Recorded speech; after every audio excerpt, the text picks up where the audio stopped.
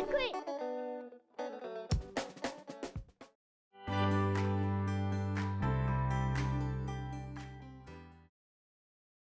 네, 안녕하셨습니까?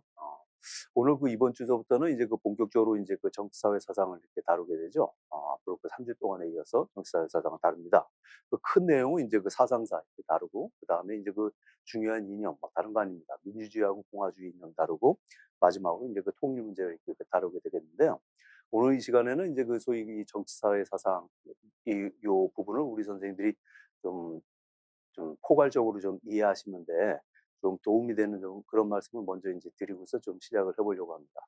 먼저 말이죠.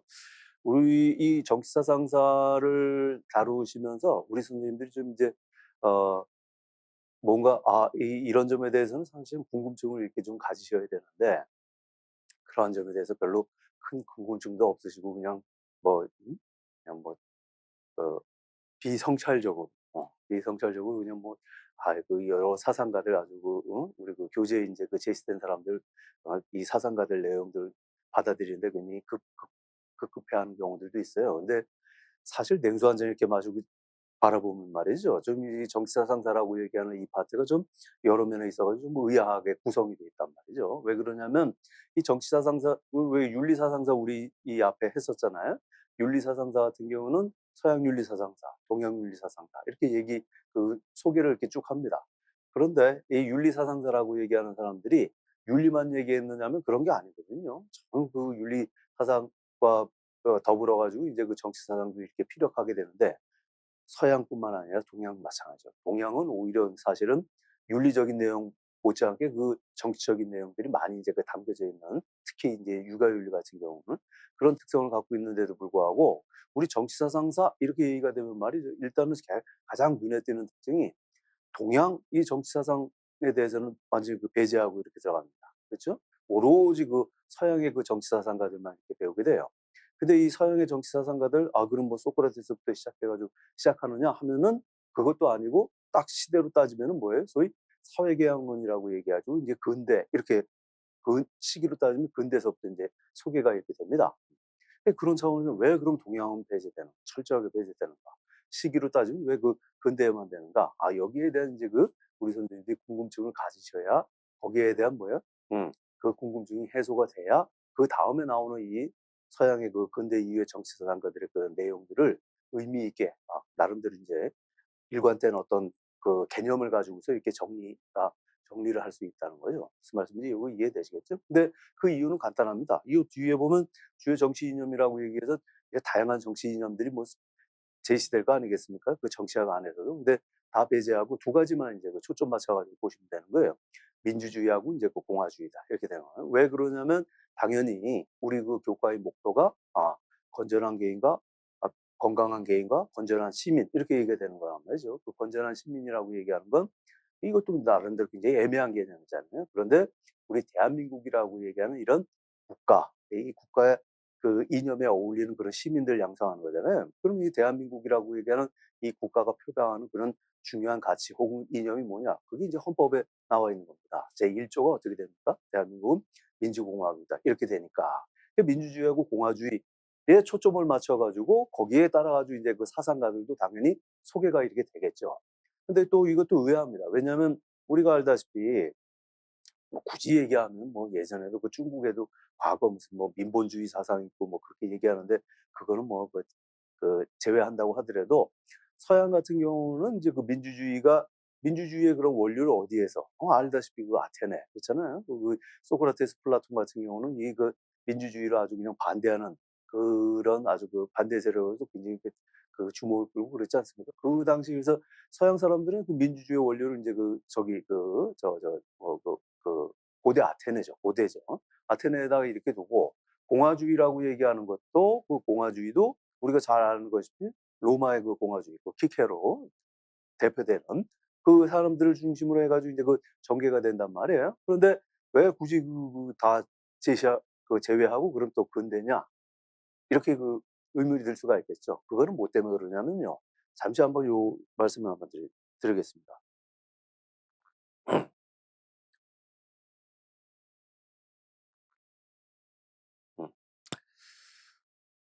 그거는 뭐 때문에 그러냐면 과거에도 서양에는 그 민주주의, 공화주의 이런 개념이 있었지만 오늘날에 우리가 이해하고 있는 그런 민주주의, 공화주의 그 개념하고는 뭐예요?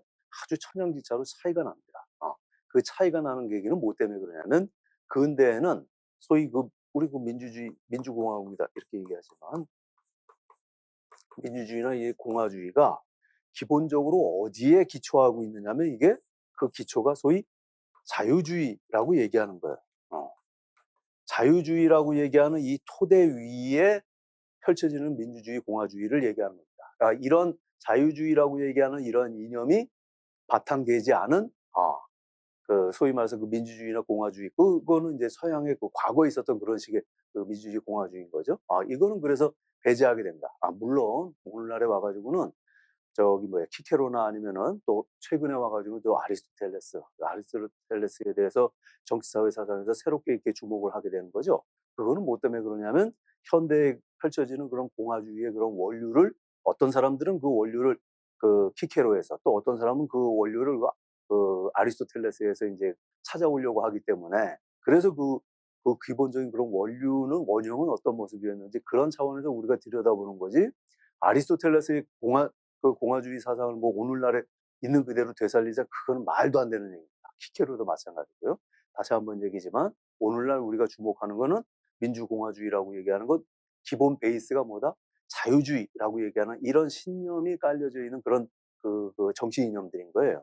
근데 이 자유주의라고 얘기하는 게 어떤 특성이 있는 거냐면 이런 개념입니다. 자, 한번 보세요. 몇 번 이렇게 말씀드렸는데요.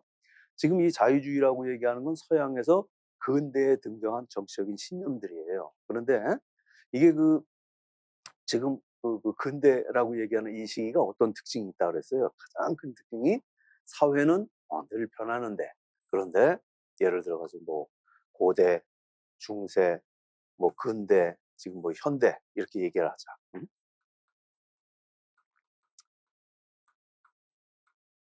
지금 뭐 현대 이렇게 얘기를 한번 해봅시다. 그러면 말이죠. 인류 역사상 사회는 똑같은 모양이 아니고 변하잖아요. 늘 변해오는데 변하기 마련인데 근대에 오게 되면 이 변화의 폭이 어떻다는 거예요? 이게 변화의 폭이 쫙 이렇게 올라갑니다. 쫙 이렇게 올라가고 그리고 이제 그 더 문제는 뭐가 되냐면 이게 쫙 이렇게 올라가 가지고 급격하게 변한 다음에 어느 상태에서 좀 정체가 돼가 이제 그 변화가 멈춰 가지고 어느 정도 뭐 이렇게 좀 안정화된 들어가는 거 이렇게 기대를 하는데 그렇지 않고 계속 이 변화의 추세는 아예 근대에 오게 되면 아주 급속하게 하루가 다르게 빠르게 변화하는 게 이제 근대 이후의 그런 사회 변화가 갖고 있는 그런 공통된 특징입니다. 이렇게 급격한 변화를 사실은 이게 그 변화가 굉장히 급격하게 일어나면 사실은 좋습니까? 안 좋습니까? 사실 피곤하잖아요. 왜냐하면 그런 거 일일이 다 매번 그 새롭게 이제 리뉴얼하고 업데이트해 가면서 적응해 가면서 해야 되는 거니까 사실은 그 당사자들은 굉장히 뭐에 피곤하죠. 그런데 그럼에도 불구하고 근대 이후의 사회는 그렇게 아주 사실은 이거보다 최근에 와 가지고 더 이렇게 간단 말이죠.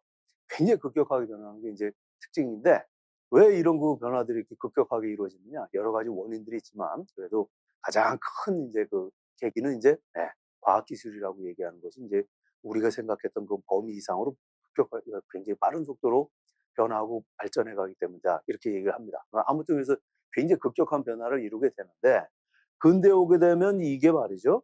굉장히 급격하게 변화가 이루어져 가지고 심지어는 어떤 식으로 보이는 거예요. 이게 뭐 변화해 오다가 너무 급격하게 되니까 거의 부러지잖아요. 부러지는. 그래 부러지는 정도까지 이렇게 왔다고 이렇게 보는 겁니다. 부러졌다고. 부러졌다고 얘기하는 게 무슨 얘기냐면 그러니까 과거하고 이게 맥이 닿는다 아니면은 끊어진 것 같다. 거의 끊어진 것처럼 보인다는 거예요. 그래서 이 끊어진 것처럼 보이는 이런 계기를 이제 설명하는 유명한 말이 그게 예. 듀르켐의 그 아노미라고 얘기하는 말이었습니다. 인간 사회는 늘 질서를 유지하잖아요. 질서 유지하는데 뭐가 필요해요? 당연히 규범이 필요하죠. 규범에는 뭐 법규범, 도덕규범 기본이. 근데 이 규범이라고 얘기하는 게 똑같아 아니면 변해? 변해온단 말이에요. 변해온다. 사회가 변함에 따라서 사회 구조 혹은 사회 제도를 떠받치는 그런 그 규범들이 변해가는 거거든요. 근데 이 규범들이 변해가는데 근대에 오게 되면 이게 너무 급격하게 변하다 보니까 과거에 써오던 그런 규범들을 업데이트 해가지고 약 리뉴얼하는 차원에서 이제 약간 고쳐 가지고 쓰는 정도가 아니라 이게 완전히 뭐야? 새 판을 짜는 것처럼 보이더라. 이런 얘기입니다. 그래서 아노미가 소위 말해서 무슨 얘기입니까? 규범이 없다. 이런 얘기가 되잖아요. 과거에 쓰이던 그런 규범들을 다 폐기하고 새로운 도덕 규범, 새로운 법 규범이 이제 그 제시되는, 이게 아주 상징적인 용어가 됩니다. 이게 굉장히 급격하게 이렇게 변해요. 자, 서양에서는 실제로 이런 시도들이 의식적으로 일어나게 됩니다. 자, 이게 무슨 말이냐면 그 의식적으로 일어나는 거 우리가 서양 윤리 사상사하면서 봤었죠. 뭐가? 공리주의자들은 뭐라고 얘기하는 거예요? 벤담이 도덕과 입법의 제원리라고 얘기하면서 뭐가? 공리주의자들은 공리성의 원리를 이렇게 제시하잖아요. 이게 무슨 얘기예요? 도덕규범, 법규범을 과거 우리가 전통에 이어져 왔던 그런 방식에 입각해가지고 한번 약간 좀 개선해가지고 써보자는 게 아니라 새로운 원리를 써야 된다라고 얘기합니다. 자기 전통적으로 이루어왔던 거 다 폐기하고 공리성의 원리라고 얘기, 쾌락 극대화라고 얘기하는 이 원리 가지고서 도덕 규범도 새로 만들고 법 규범도 새로 만들어야 된다. 이렇게 그 포부를 우리가 그때 한번 봤었잖아요. 이미 칸트 같은 경우는 더 대단하죠. 이 사람은 뭐가? 도덕 형이상학의 기초 이렇게 얘기했단 거예요. 과거에는 도덕이 어디에 기초 있었다고? 일반적으로 철학 안에서 형이상학이라고 얘기하는 이 분야에 기초해가지고 그 위에서 도덕적인 내용들이 펼쳐졌었어요. 우리가 알고 있는 대표적인 예가 이제 이데아설 같은 거죠. 이데아설을 모르면은 그냥 지혜, 용기, 절제 뭐 이런 것들이 왜 모든 덕은 지식이다 이런 개념들이 왜 나오는지 전혀 이해 못하는 거지. 무슨 말씀인지 이해되시죠? 이거는 뭐 서양만 그런 거 아닙니다. 동양도 마찬가지. 이기론 이런 거에 기초해가지고 도덕적인 내용들이 윤리학이 이제 펼쳐지는 그런 전통 속 그러한 전통을 끊어버리고 도덕은 뭐야? 도덕만의 고유한 그런 형이상학이 있다라고 얘기하는. 그래서 의욕의 원리라고 얘기하는 아주 도덕 그 이전에 그러니까 형이상학적 전통 완전히 형이상학적 전통을 끊는다는 게 무슨 얘기겠습니까? 그 이전에 모든 도덕은 그런 자기 나름대로의 어떤 형이상학에 기초해가지고 얘기들을 이루었는데 도덕의 형이상학은 그거하고 전혀 상관없다. 그럼 뭐예요? 그 이전에 이루어졌던 모든 도덕적인 규범들이 뭐가 되는 거예요? 그 기초가 어떤 형이상학에 기초했든지 상관없이 이데아가 됐든 아니면 신이 됐든 그런 거하고 상관없이 용도 폐기됐다. 이런 얘기가 되는 겁니다. 굉장히 좀 혁신적인 그런 내용이 도덕 형이상학이라고 얘기하는 용어 자체가. 아무튼 우리가 그런 걸 봤어요. 아주 그냥 뭐 새로운 규범을 만드는. 근데 왜 그럼 이 야단들이 벌어지느냐면 간단히 얘기하면 이거예요. 사회는 변해오잖아요. 변해오는데 사회는 어떤 형태로 변해오든지 간에 우리도 마찬가지입니다. 신라시대, 고려시대, 조선시대 이 사회가 똑같을 것 같아? 아니면 다를 것 같아요? 우리가 보기엔 비슷한 거 아니에요? 굉장히 다른? 고려시대하고 조선시대가 비슷할 것 같아? 아니면 굉장히 다를 것 같아? 엄청. 고려시대하고 제가 뭐 길게 얘기한 그러니까 불교 사회하고 지금 유교 사회잖아요. 그 변화가 엄청나요. 엄청. 장가 간다, 시집 간다 이렇게 간단히 얘기해요. 뭐 대표 장가 간다, 시집 간다 이렇게 되죠. 고려 시대에는 뭐예요? 장가 간다. 조선 시대에 와서 시집 간다. 네. 완전히 그 결혼 제도도 그렇게 그냥 바뀌어 버리는. 아무튼 굉장히 다른 사회예요. 다른 사회인데도 불구하고 그러니까 변화하는 거죠. 변화하는데도 불구하고 근대 이전까지는 말이죠. 사회가 변화하는데 그런데도 불구하고 이 변화하는데 그 변화 속에서도 뭐야? 질서는 어떤 식으로는 유지되어 왔을 거 아니에요. 근데 그 질서가 어떤 형태로 유지되어 왔느냐면 고대에서부터 근대까지 똑같아요. 그 기본적인 질서의 폼이. 고대 이전도 사실은 뭐 우리가 지금 뭐 5천 년까지만 지금 문서에 남아 있는 거지. 그 이전에는 지금 문서로 확인이 안 되니까 지금 뭐 단적으로 얘기는 못 하고 그냥 뭐 추정만 이렇게 하는 거잖아요. 그 이전도 똑같았을 거예요, 사실은요. 어떤 식으로 인간 그 사회 질서가 이루어져 왔느냐? 동서양 막론하고 그거는 뭐예요? 한마디로 얘기하면 소위 위계적이라고 얘기합니다. 위계적으로 이루어지. 위계적. 이해되시죠? 상하 구분해가지고 상하 구분해서 사회 구성원들을 똑같은 존재로 보는 게 아니라 어떻게 보는 거예요? 소위 말해서 고귀한 분이 있고 천한 사람이 있고 구분을 한 거예요. 구분을 해서 누가 어떤 사람은 뭐가 다스릴 자격이 있는 사람이 있고 어떤 사람은 본인을 위해서도 다스림을 받는 게 바람직한 사람이에요. 이 개념을 가지고서 인간 사회 안에서 질서를 구축해 왔단 말이죠. 소위 그런 식의 수직적 이렇게 되는 거죠. 소위 이렇게 위계적 이렇게 얘기한다. 계급을 나눠가지고 이해되시죠? 요 내용이 과연 고귀한 사람이 그럼 다스릴 자격을 갖고 있는 사람이 어떤 사람이냐, 뭐 거기에 대해서는 내용들이 바뀌고 서로 다양하게 펼쳐지지만 근본적인 구조는 그래서 인간 사회 안에서 위아래 나눠가지고 다스림 받는, 무슨 말씀인지 이해되지? 그런데 이게 말이에요. 근대 오게 되면 이게 깨진단 말이에요. 이게 이제는 이런 수직적인 게 아니라 어떤 형태로 수평적으로 이제 이루어진단 말이에요. 무슨 말씀인지 아시죠? 위계적인 게 아니라 이제는 비권위적인 방식으로 이루어진다. 기본 전제가 뭐가 되는 거예요? 모든 사람은 평등하다, 똑같다라고 얘기하는 이 전제 위에서 질서를 이제 사회 질서를 이제 구축하려고 마련하려고 하는 그런 시도들이 인류 역사상 처음으로 어디에서 먼저 소위 서양에서 이 시도가 먼저 이렇게 일어나게 됩니다. 무슨 말씀 이해되지? 그래서 이거는 그냥 엄청난, 사실은 뭐예요? 엄청난 시험이에요, 사실. 우리 선생님들이 보시기에는 이런 식의 그 사회 구조가 계속 갈 것 같아요? 아니면 옛날처럼 다시 뒤집어질 것 같아요? 우리가 보기에는 어떤 놈이 양반 쌍놈 하던 시절로 돌아가고 싶은 사람이 누가 있겠어? 나이 여차하면 쌍놈인데 그거 원하는 사람이 어디 있겠어? 지금처럼 이렇게 평등하게 민주적이요. 왕정하고 싶은 사람이 있겠습니까? 없잖아요.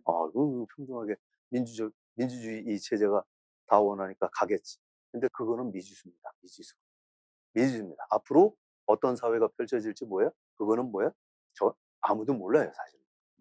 흥미로운 거는 그래서 미래 공상과학 영화 한번 보시라. 미래 공상과학 영화에서 거기에서 등장하는 국가 혹은 그 정치 공동체의 모습이 어떤 식으로 펼쳐지는지 한번 그거 주의 깊게 한번 보시라. 굉장히 흥미롭습니다. 민주주의에게 더 이상 지탱되지 않는다고 그리는 사람들이 많아요. 아무튼 지금 우리는 뭐야?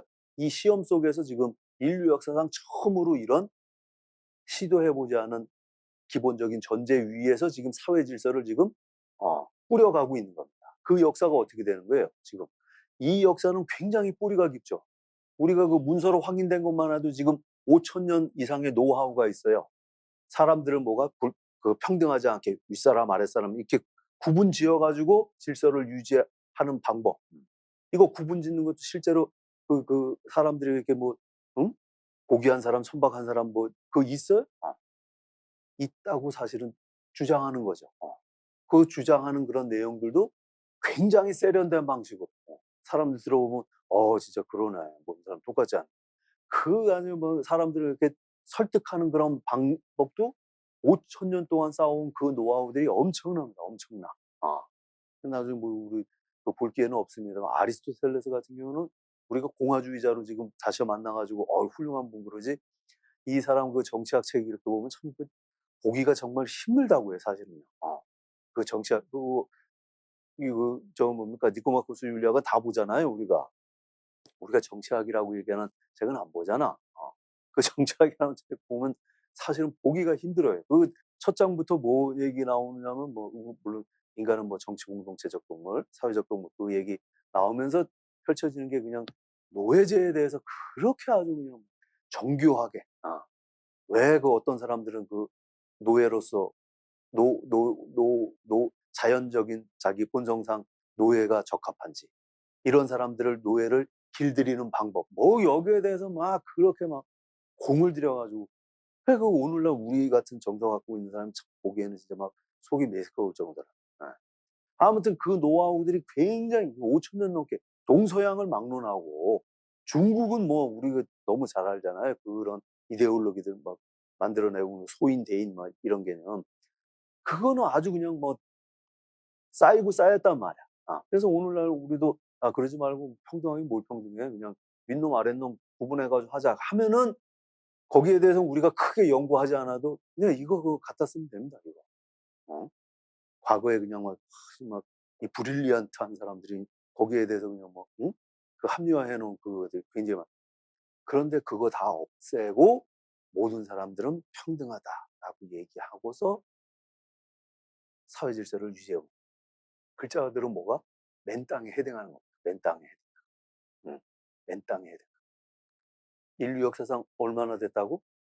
길게 잡아야 500년이 안 되죠. 이 5000년 역사에 비하면 길게 잡아 500년이 안. 더더군다나 대한민국 사회에서는 더 기억나요. 대한민국이라는 사회에서는 우리 당군 할아버지 5000년, 우리도 유감 하잖아요. 당군하고 5000년 대한민국 사회에서는 모든 사람은 자유롭고 평등하다. 네. 이승만 대통령이 모든 사람은 이제 자유롭고 평등합니다. 대한민국이라고 얘기하는. 조선시대, 일제시대가 무슨, 일제시대에 그 신분제 없어졌지만 일제시대가 무슨 근대입니까? 말도 안 돼. 네? 기본적으로 법에 의해서 1등 심의, 2등 심의 나왔는데 무슨 그 근대적인 말도 안 돼. 예. 근데 그 대한민국 사회 안에서 지금 이승만 대통령이 대한민국은 민주공화국으로서 뭐 얘기가, 그런데 법적으로는 모든 사람은 평등하다 됐지만 법의 문제가 아니라 이게 법만 된다고 해서 사람 인식이 바뀌어요? 문화가 바뀌어? 안 되지. 모두 바뀌어야 돼. 사람들의 인식이, 가치관도 바뀌어야 되는 거죠. 그렇잖아요? 이해돼? 그랬을 때 비로소 뭐야? 제도만 바뀌는 게 아니라 문화까지도 완벽하게 이제 바뀌어서 명실상부하게 진짜로 그런 식의 어떤 사회 모습들이 이제 펼쳐지는 거 아니에요? 근데 대한민국만 하더라도 아이 평등하다 그러지만 그거 이해한 사람이 어디 있겠어요? 안 그랬죠. 안 그랬죠. 우리 소위 말해서 권위주의 시대에 있었다 얘기하잖아요. 군사독재 시대, 권위주의 정부 이런 얘기 하잖아요. 오래 갑니다. 오래 가다가 제가 봤을 때는 그래도 언제 때부터 우리 안에도 사람들 가치관이, 의식들이 그래도 이제 모든 사람들은 평등하다 이런 의식들이 그나마 좀 이제 꽃피우기 시작한 게, 적어도 제 기준으로는 이게, 제 기준으로는 사실은 20년 정도, 제가 봤을 때는 20년 정도 김대중이라고 얘기하는 대통령이 있었어요. 김대중이라는 대통령이 우리나라 이제 민주주의 역사에서는 굉장히 획을 긋는 분은 많은데, 그때만 해더라도 저희 그 어렸을 때인데, 그 젊었을 때인데, 저희 때만 해도 김대중이라고 얘기하는 이 인물은, 김영삼 대통령도 마찬가지입니다. 이 인물들은 우리하고 다른 종류의 사람이라고 생각했어요. 김대중 함부로 이름도 안 부르고 김대중 선생님, 우리하고 다른 종류의, 진짜 뭐 우리하고는 뭐 법적으로야 뭐 똑같이 한 표 한 사람이지만 우리하고 정말 다른 종류의 아주 그냥 고상한 분이라고 이렇게 생각해요. 그 사람이 대통령이 됐을 때도 마찬가지로. 우리 대한민국 안에서 모든 사람 평등하다. 진짜로 이런 개념이 사람들 가치관에 그래도 뭐야? 그래도 기본적인 베이스로 이렇게 깔리기 시작한 게 제가 봤을 때 한 2, 3, 길게 잡아야 30년, 20년 이렇게 됩니다. 지금 우리 선생님들 나이가 어떻게 되셨는지 모르지만 우리 선생님들이 지금 거의 태어났을 때 그때입니다. 그때 이 한반도 땅에서 억세게 운 좋은 분들이에요. 그래서 몇 번 말씀드리죠. 다시 한번 그래서 우리 안에서 이거 굉장히 획기적인 거예요. 획기적인데 지금 그 시기에 이제 이런 베이스를 가지고서 모든 사람들은 이제 뭐야? 수직적인 게 아니라 이제 수평적인 이런 질서 속에서 이제 그 사회를 이제 꾸리기 위해 가지고 뭐 시도를 할 거 아니겠어요? 모든 사람 평등하다라는 이거. 이 신조가 딱 꺾이는 요 시기에 어떤 이름으로 등장하냐면은, 근대는 그래서 이 근대의 변화를 굉장히 급진적이라는 거를 상징하는 여러 가지 용어들이 있어요. 개념들이 있어요. 그게 뭐냐면 혁명들이에요. 혁명들. 지적인 분야에서는 무슨 혁명이 있었다 그랬어요? 그게 과학혁명이 있었다. 이런 말씀 드렸었죠. 우리 환경윤리 할 때 잠깐 한번 이렇게 설명드렸었죠. 과학혁명이 일어나면서 그냥 모든 신화들 다 사라지고 신들 다 없어지고 인간 이성이 자연을 바라보는 태도도 뭐예요? 그 이전에는 그냥 막 그 경외의 대상에서 이제는 뭐 지배, 그 자연뿐만 아니라 인간 스스로도 과학적인 분석을 통해서 우리 인간 스스로도 우리가 지배할 수 있다. 뭐 너무 획기적인 거예요. 과학혁명이 이렇게 있었다. 경제적인 분야에서는 뭐예요? 물질적인 분야에서는 그냥 산업혁명입니다. 산업혁명 말씀드렸죠. 말 개수 생각하시면 돼. 말 개수.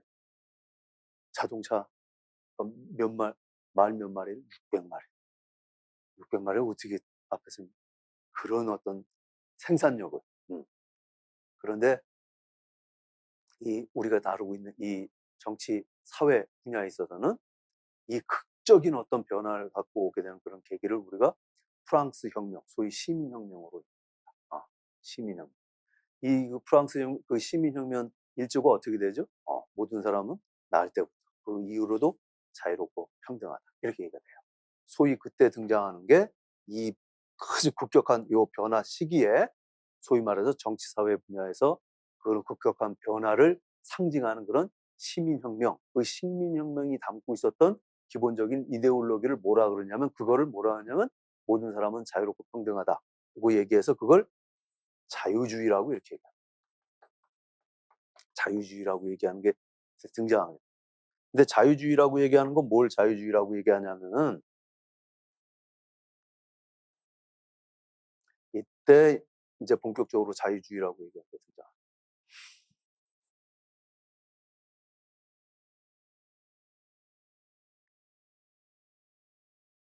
이것도 잘 알아두시기 바랍니다.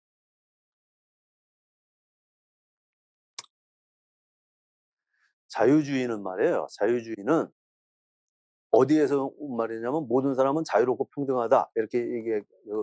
자유롭고 평등하다 이렇게 얘기해서 자유주의라 그래. 이때서부터 소위 말해서 양반상 넣고 이제 모든 사람이 평등. 그러면은 우리 선생님들이 보시기에는 근대는 그 이전하고 어떤 면에서 눈에 띄게 그 변화가 일어났다고 본 거예요. 예전에는 양반상론 뭐 이렇게 있었잖아요. 근데 이제는 양반상론 없고 다 평등한 시민들로 이렇게 된 거잖아요. 그러니까 뭐 자유보다는 평등이라는 개념이 더 많이 들었어요. 그래서 과거하고는 다르게 평등한 사회가 됐다 이렇게 보잖아. 그럼 자유롭고 평등하다 그러면 평등주의라 그러지 왜 자유주의라 그래? 그건 뭐 때문에 그러냐면요. 평등 자체가 궁극적인 목적이 아니기 때문에 그렇습니다. 무슨 말씀인지 아시겠죠? 우리가 평등이라고 얘기하는 가치를 소중하게 떠받드는 이유는 모두가 자유롭기 위해서 그런 거예요. 평등 그 자체가 궁극적인 목적은 아니에요. 이 세상의 모든 사람들이 다 뭐예요? 신 밑에 평등하게 노예로 살자. 모두 왕 없어요? 왕 없어. 다 그냥 신 밑에서 그냥 노예로 살자. 그런 사회 바랍니까? 그럼 바라는 건 아니잖아요, 그런 거.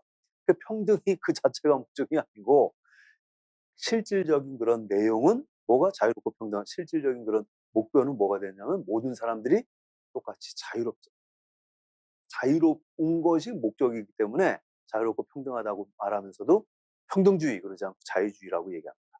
왜 그러냐면은 모든 사람들이 자유롭기 위해서는요. 기본 전제 조건이 뭐가 되냐면 모든 사람들이 평등해야 돼요. 평등하지 않으면 누군가는 반드시 뭐예요? 자유롭지 못한 일이 이렇게 벌어집니다. 오늘 왜 그러냐면 한번 이렇게 봐봐요. 근대에는 굉장히 눈에 띄는 신념이 자유롭고 평등하다고 얘기하면서 모든 사람들이 이제 그 평등하다라고 얘기하는 건데 그게 어떤 면에서 평등하냐 이런 거예요. 어떤 면에서 평등하냐. 이것도 간단하지 않죠. 우리가 보더라도 우리 그 지금 이런 사회에서 지금 민주주의 사회 안에서 이렇게 보더라도 우리 선생님이 보더라도 모든 사람들이 이제 평등해? 아니면 야, 뭐 저런 그 어? 저 사람하고 내가 똑같은 그 대한민국의 시민이라는 게 이제 참 그 받아들이기 힘들다. 그렇게 느껴질 때도 있지 않아요? 아니면 현실 속에서도 뭐가 어떤 사람은 뭐야? 이런 인간답지도 않은 그렇게 느껴지는 사람들도 우리가 만나보지 않습니까? 그런 의미에서 모든 사람 평등하다. 그래서 받아들이기 어렵잖아요. 사실은 또 상식적으로 생각하면. 근데 뭘 근거로 해서 이제 그 평등하냐 이런 얘기예요. 근데 이거는 근대에 오게 되면 소위 이제 그 이 자유주의 이론가들이라면 다른 사람들 아니에요. 우리가 그 봐왔던 근대에 이제 우리가 많이 이렇게 봐왔던 대부분의 그 윤리 사상가들이 다 이제 이 소위 계몽주의 사상가 이런 이름으로 이 자유주의를 이제 옹호하는 사람들이었는데 이 사람들이요 서로 무슨 만나가지고 합의한 것도 아닌데 나중에 지나고 나면은 이 사람들이 공통으로 공유하고 있었던 어떤 인간관이 있다라는 거예요. 인간관이 있는데 소위 이제 자유주의가 기초하고 있는 인간관. 그 인간관은 당연히 모든 사람 평등하다는 거죠. 이걸 정당화하는 그런 논리죠. 근데 그 인간관을 어떤 식으로 그, 설명을 하냐면 그걸 온건한 회의주의 이렇게 표현을 해요. 온건한 회의주의. 이렇게. 회의주의는 그러니까 희망차다는 거예요? 아니면 희망차지 않다? 희망차지 않다. 이런 거. 좀 비관적인 거예요. 그런데 이게, 그러니까 좀 부정적인 거예요. 부정적이긴 한데 이게 어떤 형태로? 아주 비관적인 형태로, 야, 인간은 뭐야. 끝났어. 아유. 그게 아니라, 그게 그런 비관 낙담으로 떨어지는 게 아니라 어느 정도 뭐야? 온건한 정도였어. 이게 참, 인간이 이 정도밖에 안 돼? 하지만 뭐야? 그래도 희망을 뭐야? 버릴 수는 없지. 이 정도의 이제 회의주의라고 이제 그 표현을 하는 겁니다. 온건한 회의주의. 그러니까 이 온건한 회의주의가 무슨 얘기냐면 간단히 얘기하면 이거예요. 인간은 완전하다, 불완전하다. 불완전하다는 겁니다. 불완전하다. 인간은 불완전하다라고. 그래서 이게 회의적이라고 이렇게 보는 겁니다. 인간은 완전하지 않아. 불완전해. 뭐가? 모두 다 불완전해. 그래서 회의주의인 거는 맞아. 그런데 어떤 의미에서 그런 불완전하냐라고 얘기하냐면 그건 그 두 가지입니다. 지적인 면에 있어서나 혹은 의지적인 면에 있어서. 이게 이제 그 도덕적이죠. 모든 사람은 지적인 면에 있어서나 의지적인 면에 있어서 혹은 도덕적인 면에 있어서 모두 다가 완전한 사람은 없다. 이런 겁니다. 이거는 우리 상식에 맞아? 안 맞아? 맞지. 지금 우리는 모르고 있는데 우리는 다 모르는데 어떤 사람 한 사람이 뭐야? 아니면 몇몇 사람이 우리는 모르고 있는 어떤 진리를 자기들만 딱 꿰차고 있는 그런 사람이 있어요? 없어요? 그런 사람이 있어? 없어? 그런 사람 없지요, 사실은. 없지. 사실은 다 뭐야? 인간이 갖고 있는 그런 지적인 능력의 어떤 한계 때문에 절대적인 진리를 뭐야? 깨우치고 있는 그런 일 자체는 불가능. 우리 그 칸트한테도 칸트 할 때도 막 봤잖아요. 대표적인 그 사람의 그 지식론 상징하는 용어가 뭡니까? 불가지론. 이렇게 시작되잖아요, 왜? 사물 자체에 대해서는 우리가 뭐예요? 인간, 이성이 갖고 있는 그런 한계 때문에 그 물 자체에 대해서는 인식이 불가능하다. 누구나 다 똑같이. 그렇게 되는 거 아니에요? 그러니까 지적인 면에 모든 인간은 불완전하다. 이런 겁니다. 모두가. 그리고 의지적인 면에서 지적으로 뭐를 안다고 하더라도 인간의 의지는 완전히 불완전해. 완전하지 못해서 그래서 지적으로 이해하는 바를 다 의지를 발휘해가지고 완벽하게 실천해내는 사람이 있어? 없어? 없죠. 이해되시죠? 이것도. 안다고, 효도해야 되는 게 그게 사람 도리라는 걸 알아 몰라? 알지. 알아도 그 효도 뭐 완벽하게 해내는 사람 있어? 없지, 그런 거는. 거짓말하면 안 된다는 걸 누가 몰라? 다 알지. 하지만 뭐야? 평생 거짓말 안 하면서 사는 게 가능해요? 불가능하잖아요. 간단해. 그래서 그런 차원에서 인간은 뭐야? 의지의 결함을 갖고 있다. 이런 얘기입니다. 우리 배운 사람이 있으니까 칸트로 얘기하면 칸트가 얘기하는 선의지가 무슨 얘기예요? 선의지가 다시 한번 얘기지만 100% 착한 의지가 아닙니다. 도덕 법칙을 동경하는 의지예요. 자기 안에서는 뭐예요? 간단히 얘기하면 욕구에 휘둘리면서 그 범민 속에서도 뭐가? 도덕 법칙을 이렇게 존경하는 그런 마음입니다. 선의지가 그 100% 착한 마음이 아닙니다. 쉽게 얘기하면 뭐예요? 짬뽕된 마음입니다. 짬뽕된 마음. 그렇게 완벽하게 선한 의지를 갖고 있는 사람은 없어요. 없어. 인간 안에서는. 그런 의지는 뭐 신성한 의지, 그래서 천사 이쪽으로 이렇게 가는 겁니다. 그래서 이런 면에서 완벽한 사람이 없잖아요. 그런 의미에 있어서 모든 사람들은 불완전하다. 이렇게 이걸 전제로 놓고서 시작하는 거예요. 자, 이것도 말 되잖아? 그런데 봐요. 예전에는 이런 면에 있어가지고 지적인 면에 있어서나 의지적인 면에 있어가지고 불완전한 사람이 아니라 완전한 사람이 있어요. 우리 개념상으로. 그런 사람들이 어떤 사람이냐면 그런 사람들이 우리 선생님들 우리는 윤리 전공하잖아요. 그럼 우리 윤리학계에도 교수님들 많이 계시지만 그 가운데서도 뭐야? 특별히 이거 똑같은 교수님들인데도 막 학회에서 막 발표할 때 경우 저분은 뭐 우리 이 분야에 있어 가지고 뭐 지적인 면에 있어서 아주 탁월해, 탁월해. 탁월해. 탁월해. 저 뭐야? 센데 뭐 이런 사람들 있지. 우리 정치사상. 아, 롤스. 그렇잖아. 탁월해. 그것뿐만 아니라 많이 아는 것뿐만 아니라 학자로서의 뭐야? 기본적인 양식도, 기본적인 소양도 어때? 참 학자다워.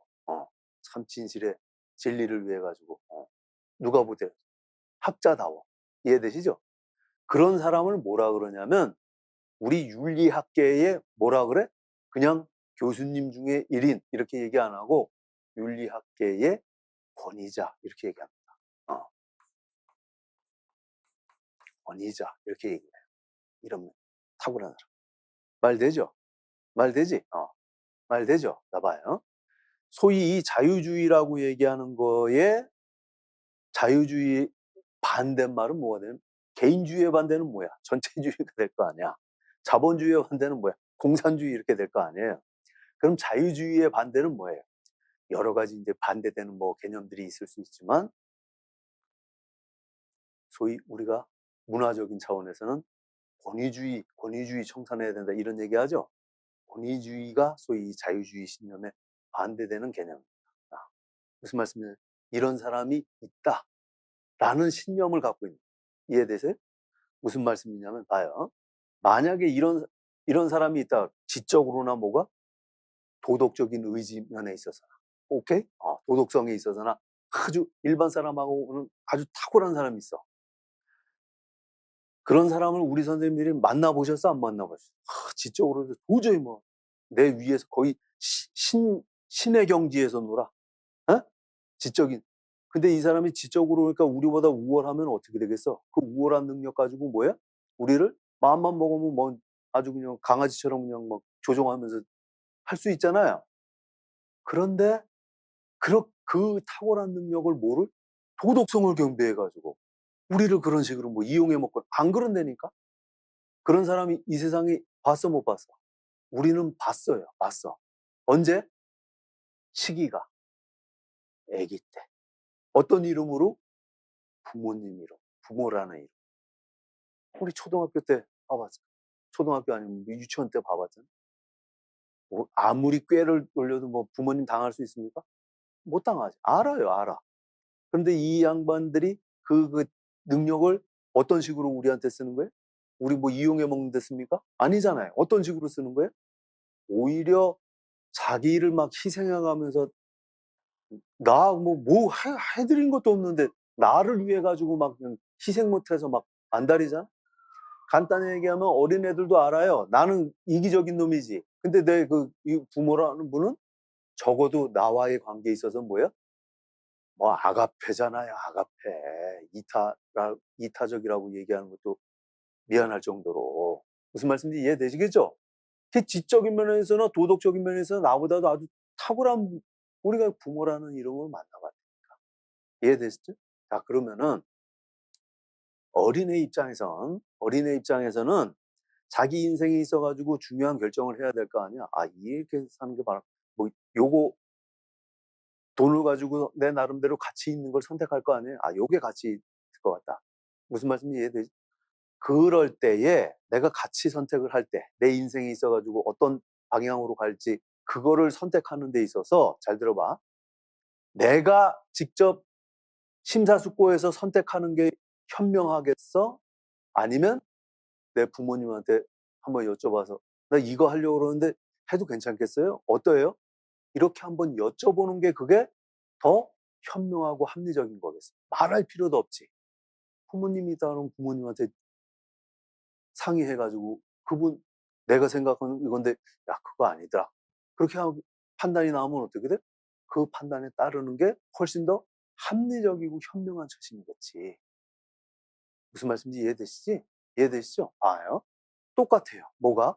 소위 말해서 우리 사회에 똑같은 이제 어른들인데 어린아이하고 어른 말고 어른들인데 똑같은 어른 중에서도 지금 이런 사람이 있단 말이야. 이런 사람이 있단 말이에요. 우리 현실에. 어떤 이름으로? 어떤 이름으로?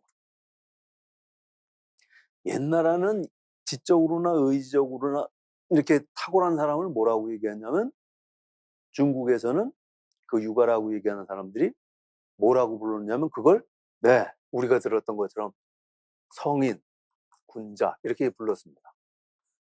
의지적인 면에 있어서 완벽한 사람. 지적 의지가 통합돼 가지고 아주 완벽한 사람을 성인이라고 불렀고 이게 완벽하지는 않지만 그래도 가까이 따라가 있는 사람을 군자 이렇게 불렀죠. 성인군자라고 얘기합니다. 그러니까 우리 주위에 이렇게 성인 군자가 있단 말이야. 에? 에? 쉽게 얘기해서 지금 뭐 예수님 100분 계시고 부처님 100분 계시고 지금 공자님이 100분이 계시단 말이야.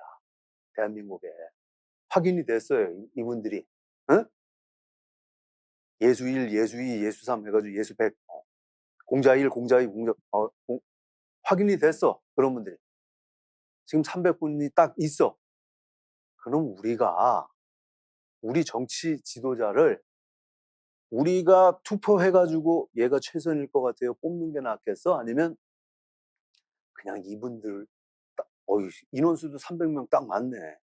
이분들한테 맡기는 게 그게 더 현명하겠어요. 응? 유치원 선생님을 유치원 애들이 자기들이 투표해가지고 우리는 이 선생님이 우리를 이끌면 최선의 사람인 것 같아요. 투표해가지고 뽑는 그 말이 안 되잖아. 만약 이런 분들이 있다 그러면 이런 분들이 그냥 맡아서 하시는 게 그게 현명한 거지. 이해되시죠? 오케이? 그런데 지금 자유주의는 어떻게 되는 거예요? 이런 사람들이 있다는 거예요? 없다는 거예요? 없다고 지금 얘기하는 거예요. 이런 사람들이 없다. 모든 사람들은 뭐예요? 다 불완전하다. 그런 의미에 있어서. 그래서 그런 의미에 있어서 모든 사람들은 비슷해. 그러니까 만약에 이런 사람이 있다 그러면 나 어떤 식으로 살아가야 될지 이분들한테 조언을 구해야 되는데 이런 사람들이 없으니까 내 인생에서 중요한 결정을 내릴 때 오로지 누구 힘에만 의존해야 되는 거야. 자기 힘에만 의존해야 되는 거야. 그런 일이 벌어진 거예요. 그래서 이제부터는 뭐야? 눈치 볼 필요 없고 지도 편달 받을 필요 없고 내일은 내가 알아서 척척척. 자유롭게 이렇게 된 겁니다. 무슨 말씀인지 이해되시죠? 이해되시지? 그 결정하는 게 쉽겠어, 어렵겠어? 어렵죠. 그래서 용기를 내라 그러죠. 자기 이성을 사용할 용기를 내라. 그렇게 얘기하죠. 자, 여기까지도. 그래서 평등한 덕분에 모든 사람들이 이제 그 자유로워지신 겁니다. 자유로워지게 이렇게 된 겁니다. 말씀드리는 겸에 몇 말씀만 좀 추가해서 좀 드릴까요? 이런 인식이 바뀌는 게 쉽겠어요, 어렵겠어요?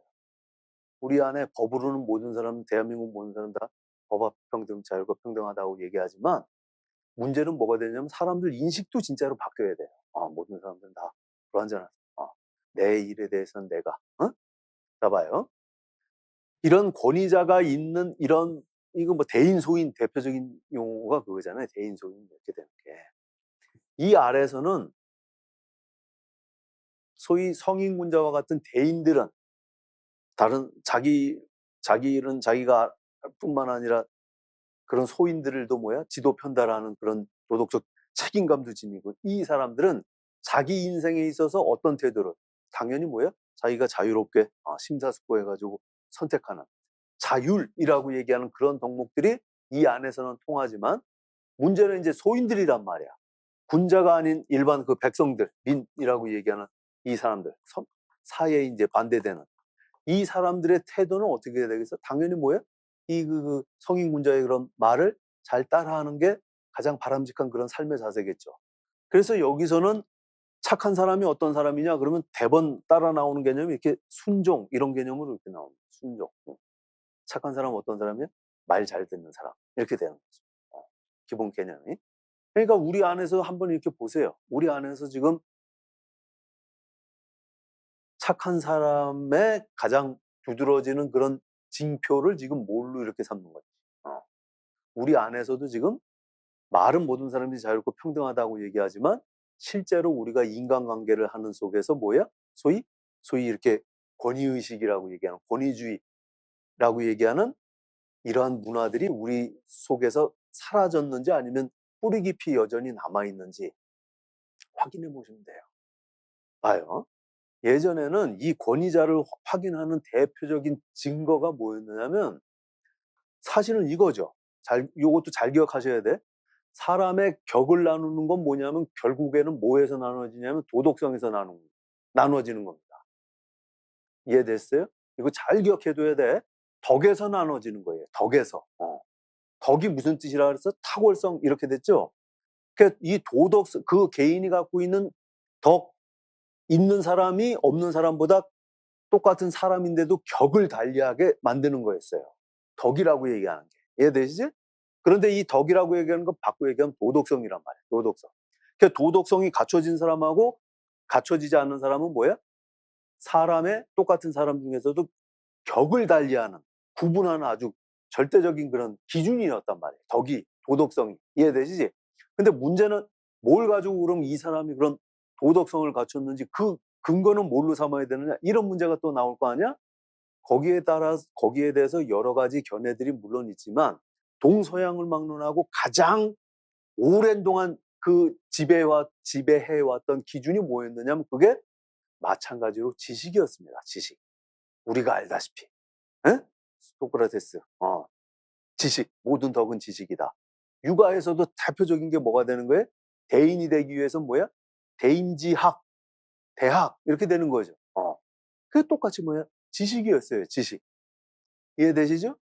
그래서 지식이라고 얘기하는 건 단순하게 뭐가? 지식이라고 얘기하는 건 삶을 살아가는 데 있어서 유용한 도구 그런 개념이 아니라 근대 이전에는 다 소위 말해서 뭐야? 소인과 대인을 구분하는 중요한 이 덕을 중요한 징표였단 말이에요.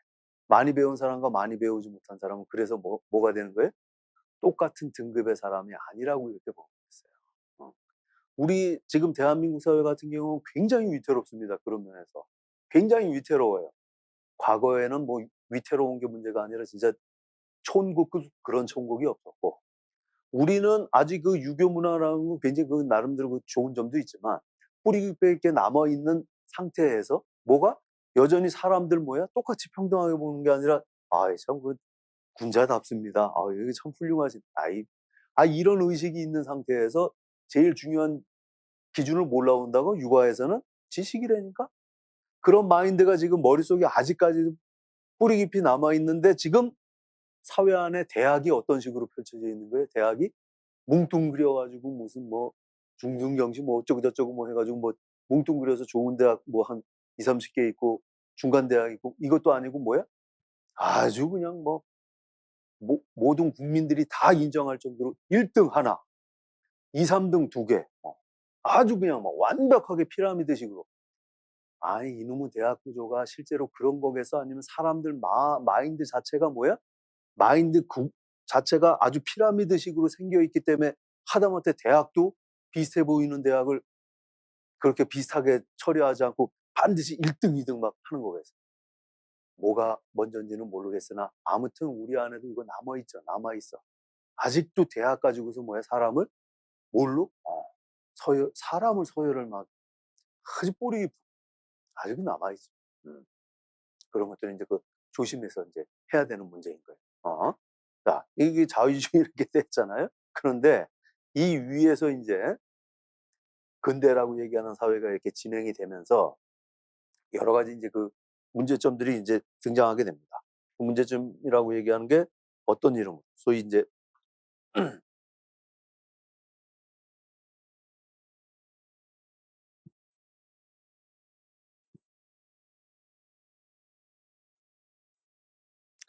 모든 사람들이 다 평등하다고 얘기가 되니까 이제는 뭐가 왕정 귀족정 이거는 뭐 이제 그 이제 물 건너간 거 아니에요. 이제부터는 뭐야? 이런 신념에 가장 어울리는 그런 정치 시스템이 의사결정 구조가 소위 민주주의라고 얘기하는 걸로 이제 그 등장할 거 아니겠습니까? 근데 이 민주주의라고 얘기하는 것도 민주주의도 이 안에서 이제 의사결정 구조가 있어야 되니까 그게 뭐겠어요? 그게 다수결이란 그거는 굉장히 합리적인 겁니다. 다시 한번 얘기지만 모든 사람들이 뭐야? 수준이 비슷비슷해. 이해되시겠지? 비슷비슷해.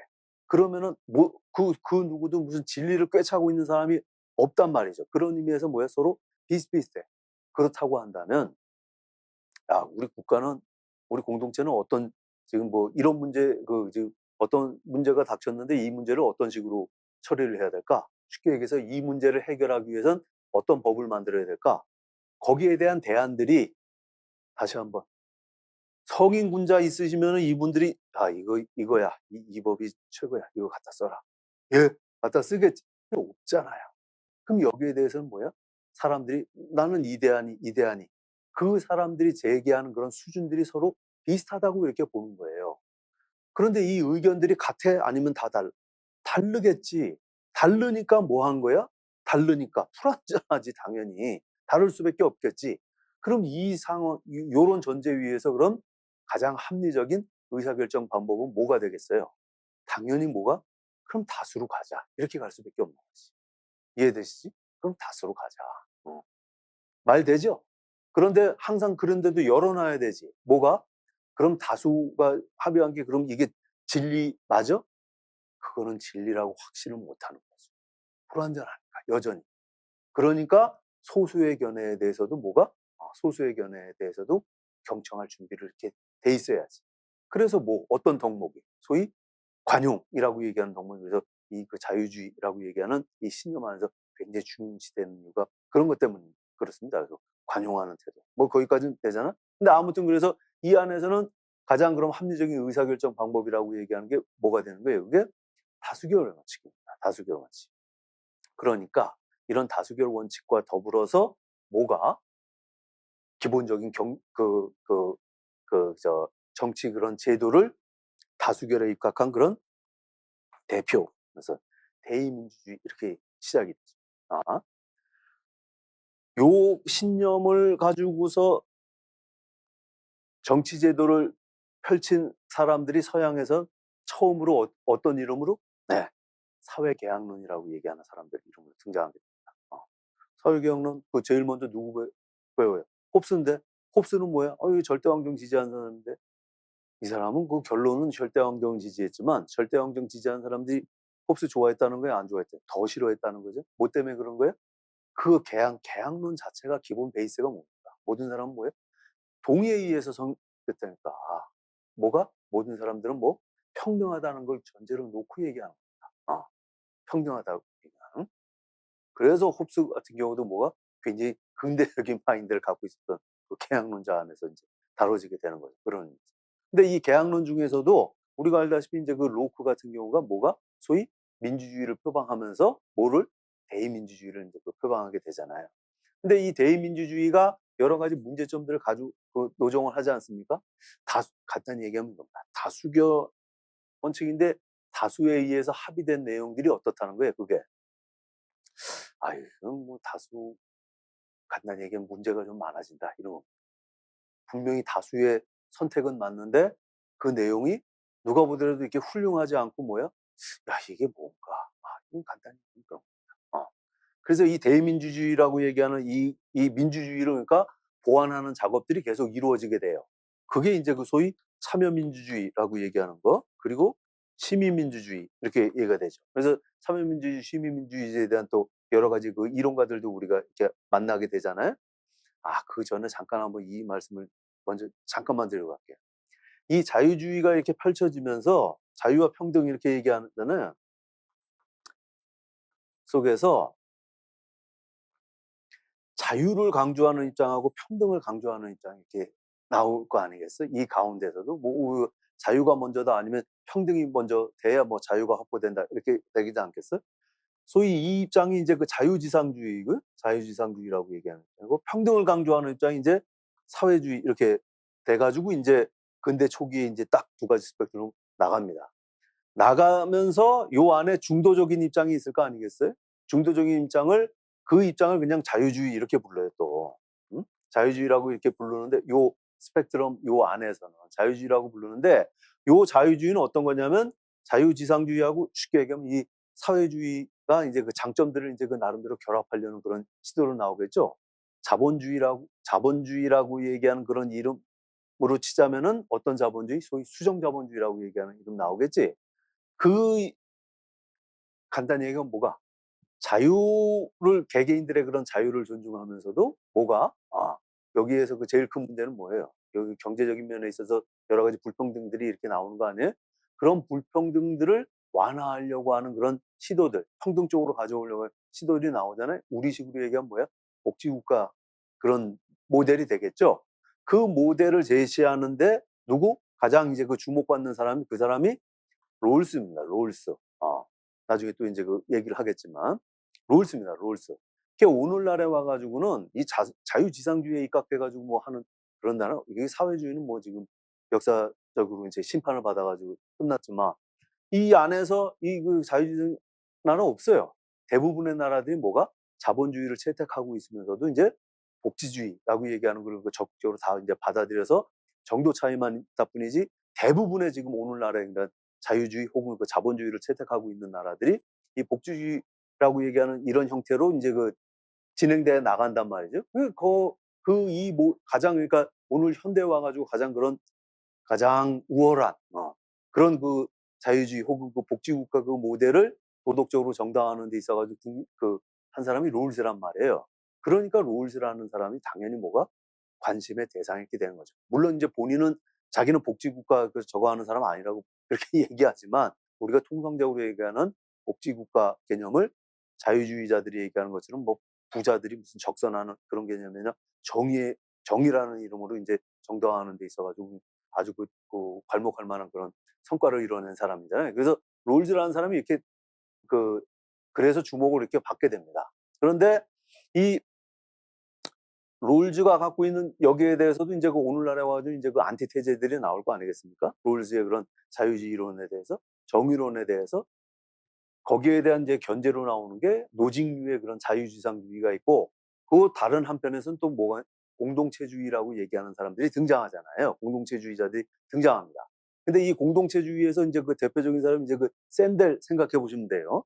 이 샌델은 근데 재미난 게 자기는 공동체주의자라고 부르는 거에 대해서는 그렇게 좋아하지 않는 것 같아요. 그래서 난 공동체주의, 본인 말로는 공동체주의라는 이름으로 부르지 말라. 그런데 이 사람이 오늘날에 와가지고는 어떤 이름으로 부르는 거에 대해서는 기꺼이 동의하냐면 공화주의라고 얘기하는 이름으로 불리는 거에 대해서는 동의를 합니다. 그래서 샌델은 그래서 공동체주의에서 등장하고 또 그 공화주의에서 등장하게 돼요. 잠깐만 기억해 주시고. 다시 근데 이제 민주주의라고 얘기하는 게 대의 참여 심의로 이렇게 나름대로 이거 개선하려고 왜 개선하려고 노력하겠어? 문제점들이 계속 노정되니까 그렇겠죠? 이 문제점이라고 얘기하는 건 다시 한번 얘기지만 다수의 선택이 쉽게 얘기하면 뭐야? 다수를 이루고 있는 그런 시민들의 선택에 여러 가지 뭐야? 문제점들이 이제 보이기 때문에 그런 거죠. 그래서 그거를 메꾸는 방식이 적극적인 참여가 됐든 무슨 심의가 됐든 여러 가지 대안들로 이제 하려는 노력들이 나오고요. 거기에 대해서 이거 말고 다른 접근을 가지고서 이 문제점을 해결하려고 하는 사람들이 최근에 와가지고 등장한단 말이죠. 정치 사상가에서. 그 사람들이 드는 깃발의 이름은 더 이상 무슨 뭐 시민민주주의 이런 이름이 아니라 공화주의라고 얘기하는 깃발이었습니다. 공화주의. 공화주의. 이 민주주의가 갖고 있는 여러 가지 위기들을 아예 그냥 무슨 뭐 민주주의 유형을 새롭게 세련되게 그거보다는 아예 공화주의라고 얘기하는 걸로 이제 메꿔야 된다 이런 얘기예요. 이 공화주의는 뭘 가지고 공화주의라고 얘기하면 이렇게 딱 이해해 놓으시면 돼요. 법치는 법치인데 뭐에 기초한 거예요? 공동선에 기초한 법치 이렇게 이해해 주시면 공동선에 기초한 법치라고 민주주의하고는 개념이 약간 좀 달라 보이죠? 공동선에 기초한 법치. 그럼 이게 무슨 얘기냐면 저희도 예전에 말이죠. 패틱 같은 사람이 이제 최근 공화주의 이론가들 가운데서 우리 가장 이렇게 현대 공화주의자로 가장 가까이 와 있는 사람이죠. 이 패티시라는 사람이 옛날에 이 공화주의 이렇게 저거 하면서 포퓰리즘 경계해야 된다. 포퓰리즘 경계해야 된다. 그리고 다수결의 원칙에 대해서 저항할 힘을 가져야 된다. 이 공화주의 얘기가 그 얘기할 때에 이게 무슨 얘기인가 그랬어요.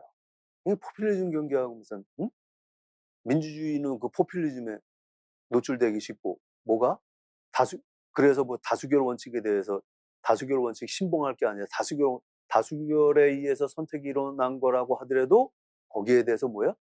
그거 자체를 최종적인 결론으로 보지 않고 경우에 따라서는 거기에 대해서 문제의식을 제기할 수 있는 그런 힘도 가져야 돼. 이게 무슨 얘긴가 했단 말이야. 응? 무슨 얘기인가.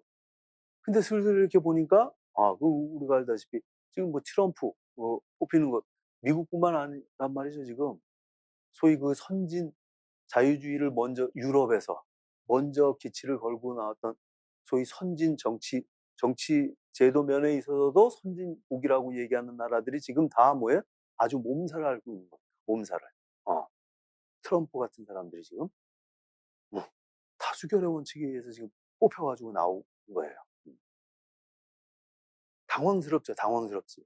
근데 그런 걸 이렇게 보면은 뭐가 지금 쟤네들은 지금 우리보다 굉장히 앞서가니까 저런 뭐 난장판이 벌어. 근데 우리도 지금 남일처럼 생각하는 거 아니라 지금 우리도 지금 그런 일이 지금 우리한테서도 지금 비슷하게 지금 그런 현상들이 이렇게 일어나고 하잖아요. 법치를 부정하고, 법치를 부정한다. 법치를. 뭐 법원을 뭐 침탈하고 그런 문제가 아니라 지금 그 당장 뭐 아주 그냥 뭐 비극적인 일이 일어나가지고 그 대통령 뭐 심사를 그 최종적인 그 판단인 그 헌법재판에 대해서 딴 사람들이 아니라 정치인들이 일부지만 정치인들이 뭐예요? 헌법재판소의 그런 권위를 부정하려고 하는. 네. 뭐 때문에 그런 거예요? 뭐 때문에 그러는 거예요? 물론 그 개인적인 그 심리는 자기 국회의원 한 번 더 하기 위한 뭐 그런 거지만 뭐가 파퓰리즘에 거의 부응해서 그런 거를 좋아하는 그런 대중들의 심리에 부응해서 그 덕에 이제 그 본인 뭐 저거 하려고 하는 거겠지. 근데 아무튼 그런 파퓰리즘 똑같습니다. 똑같아요. 그런 것들. 그 남의 일처럼 이게 얘가 그 들리질 않는 거예요. 지금 당장 굉장히 빨리 그 대한민국이라는 사회가 굉장히 빠른 속도로 이제 선진을 한다는데 이것도 그렇게 많이 비슷해져 가네. 아니 그렇게 가요.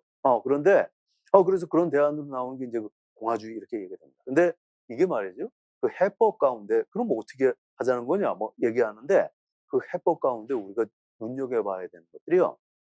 소위 이제 이게 시기적으로 따지면 근대라고 얘기했잖아요. 자유주의 이렇게 얘기가 되면서. 근데 재미난 게 그렇게 됐을 때 이 근대의 자유주의와 더불어 가지고요. 이 정치 사상 안에서는 어떤 과거하고는 다른 아주 획기적인 이제 사건이 벌어지느냐면은 소위 도덕과 법이 분리됩니다. 도덕과 그 법이 분리가 돼요. 무슨 말씀인지 이해되시겠어요? 이해되시나요? 이거는 동서양막론하고 과거에는 법이 뭐에 기초하는 거예요? 서양에서는 자연법 이렇게 되는 거잖아. 자연법은 뭐야? 도덕법 이렇게 되는 거지. 응? 육아에서는 말할 것도 없고 육아에서는 뭐 그냥 모든 그 법의 내용이 그 도덕적인 내용인 거고 그 모든 법들이 위해서 모든 법에 그러니까 그 사회가 공유하고 있는 도덕적 가치 위에서 이제 법들이 그 경우에서는 실정법이 이런 도덕적 가치를 위배된다면 오히려 실정법들이 그냥 취소가 되는 거기에 대해서 문제제기 이런 현상들이 이제 근대 이전에 이루어졌던 공통된 현상이었단 말이에요. 근데 근대 이후가 되면은 가장 눈에 띄는 특징이 법과 도덕이 분리가 돼. 뭐 때문에 그러겠어요? 자유. 개인의 자유를 확보하기 위해선 법이 지나치게 간섭해서는 안 된다고 보기 때문에 어떤 도덕적인 결정 사항에 대해서는 국가가 개인한테 뭐야? 개인의 판단에 맡겨둬야지 국가가 법이라는 이름으로 간섭하면 안 된다. 이런 취지였어요. 그래서 근대에 오게 되면 나중에 그래서 우리 선생님들이 사회개혁론자 이렇게 보잖아요. 제일 눈여겨서 이제 봐야 되는 게 이 사람들은 도대체 이렇게 모든 사람들은 평등하다라고 얘기하는 그 주장을 지금 어디에서 지금 어떻게 하고 있는지 봐야 되고 법과 도덕이 어떤 대목에서 지금 분리되는 건지 그 내용도 주의 깊게 볼 필요가 있어요. 그래야 재밌습니다. 그래야. 응? 그냥 막 그냥 무슨 뭐 자연권인 내용이 어떻게 되고 무슨 뭐 자유의 개념이 어떻게 되고 그 들이다 외우는 게 문제가 아니라 아무튼 그 근대 오게 되면 그게 분리가 된다고. 분리가 되는데 그러다 보니까 어떤 문제가 생기는 거예요? 도덕적인 문제에 대해서는 개개인들이 판단한 이게 개인주의 기초해 가지고 되는 거잖아요. 윤리 우리 그 윤리 사상 안에서는 어떤 변화가 일어나는 거예요? 이 변화가 뭐가? 대표적인 변화가 어떻게 되는 거예요? 가치가 뭐야? 상대주의로 흐르는 그런. 그냥 상대주의가 아니라 문화권에 따라서 상대적이다가 아니라 판단하는 개인에 따라서 주체에 의해서 얼마든지 상대적일 수 있다.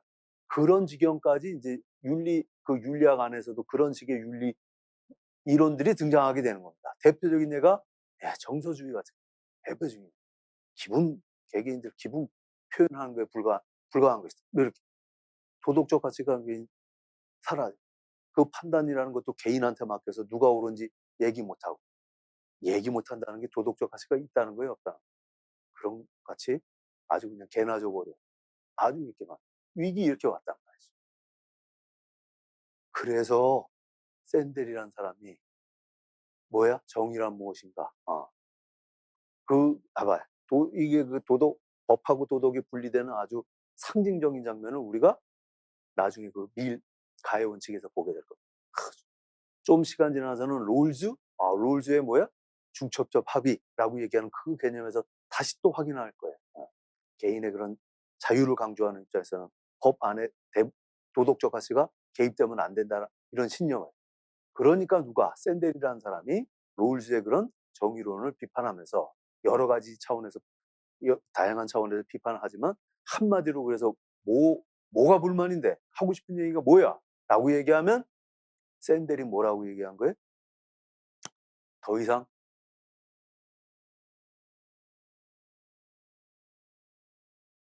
예전처럼 그대로 두면 안 되고 법이 도덕적이어야 된다. 이렇게 얘기하고 있어요.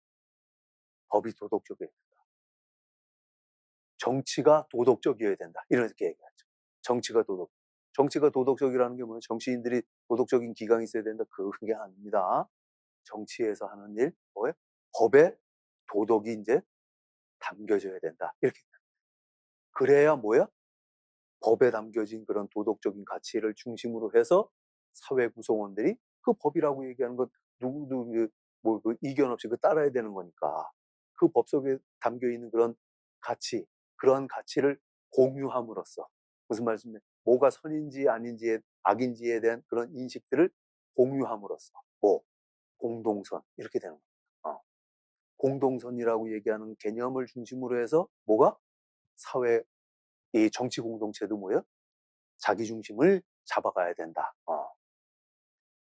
그 공유된 그런 법에 반영된 공유된 그런 도덕적 가치를 중심으로 해서 구성원들도 자연스럽게 자기 정체감도 확인하게 되고 그 정체감이 중구난방으로 다 다르겠어요? 어느 정도 기본적인 가치에 대해서는 공유하는 속에서 무슨 말씀인지 이해되시겠죠? 이해되지? 그래서 시민적인 덕성 이게 갖춰져야 그 안에서 그런 기본적인 덕성들이 갖춰진 상태에서 이루어지는 그런 다수결 원칙이 됐든 이루어지는 선택들이 전혀 뜻밖의 이제 실망스러운 결정 나오지 않는다. 대충 이런 내용입니다. 이런 내용. 그래서 다시금 윤리가 소위 이 정치학 분야 안에서도 애써서 손절하려고 했었던 그런 윤리가 다시금 요청되는 지금 그런 시대입니다. 그런 시대. 윤리학 우리 선생님들이 공부하시는 이 윤리라고 얘기하는 네 이해되시겠나요? 그래서 오늘날의 이런 쟁점이 사회개혁론 거쳐가지고 다시 또 다양한 그런 민주주의 이론들 거쳐가지고 오늘날에는 흔히 그좀 뭡니까 그 공화주의 이론들이 이렇게 순차적으로 이렇게 펼쳐지게 되는 그런.